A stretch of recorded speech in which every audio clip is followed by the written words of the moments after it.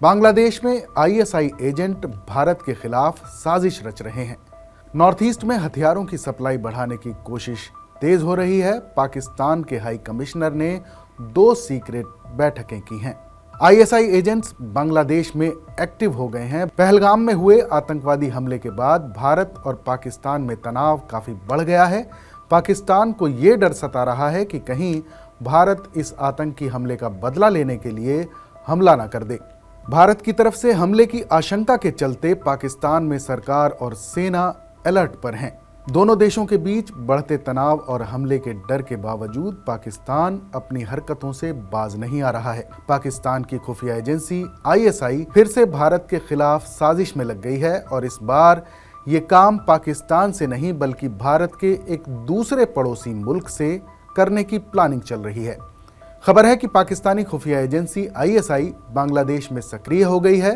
सूत्रों के हवाले से आई रिपोर्ट के मुताबिक राजधानी ढाका के पाकिस्तान उच्चायोग में मौजूद आईएसआई एजेंट भारत के खिलाफ आतंकी साजिश रच रहे हैं। भारत और बांग्लादेश के रिश्तों में तनाव के बाद वैसे भी पाकिस्तान और बांग्लादेश की नज़दीकियां पिछले कुछ अरसे के दौरान काफ़ी बढ़ी हैं।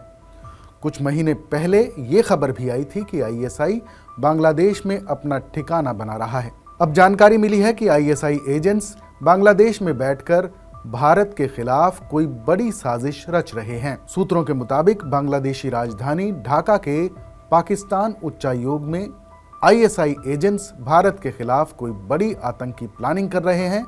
ऐसा माना जा रहा है कि पहलगाम आतंकी हमले के बाद अब आईएसआई भारत के नॉर्थ ईस्ट राज्यों में अलगाववाद को भड़काना चाहते हैं और इसके लिए अलगाववादियों को हथियारों की सप्लाई बढ़ाने की साजिश रची जा रही है, जिससे वो नॉर्थ ईस्ट राज्यों में घुसपैठ करते हुए आईएसआई के मंसूबों को अंजाम दे सकें। एक रिपोर्ट के मुताबिक इसके लिए बांग्लादेश में पाकिस्तान के हाई कमिश्नर सैयद अहमद मारूफ कट्टरपंथी जमात, हिफाजत और खिलाफत मजलिस के साथ 2 बार सीक्रेट मीटिंग कर चुके हैं। उधर पाकिस्तान ने एलओसी पर 7वें दिन भी सीज फायर तोड़कर गोलीबारी की है। भारतीय सेना ने इस पर एक बयान जारी करके कहा है कि कुपवाड़ा, अखनूर और उरी सेक्टर में पाकिस्तानी फायरिंग का मुंह तोड़ जवाब दिया गया है। गुरुवार को भारत ने अटारी वाघा बॉर्डर को पूरी तरह से बंद कर दिया था। पिछले 7 दिन के दौरान भारत से 911 पाकिस्तानी नागरिकों को वापस भेजा गया था। एक रिपोर्ट के मुताबिक इंडियन आर्मी के पूर्व चीफ वीपी मलिक ने कहा है कि पहलगाम आतंकी हमले के खिलाफ देश गुस्से में है। सरकार ने कूटनीतिक कार्रवाई की है। बार बार ये इशारा भी किया जा रहा है कि हम मिलिट्री कार्रवाई भी करेंगे। इस बारे में लगातार बैठकें भी हुई हैं। कयास लगाए जा रहे हैं कि आने वाले समय में शायद मिलिट्री कार्रवाई भी हो सकती है।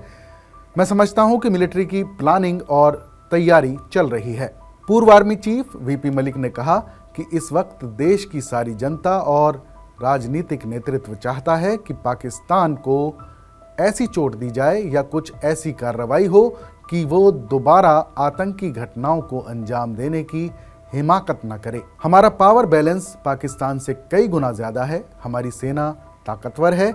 हम लंबी लड़ाई भी लड़ सकते हैं, जबकि पाकिस्तान के जो हालात हैं उन्हें देखते हुए अंदाज़ा लगाया जा सकता है कि वो लंबी लड़ाई नहीं लड़ सकता है।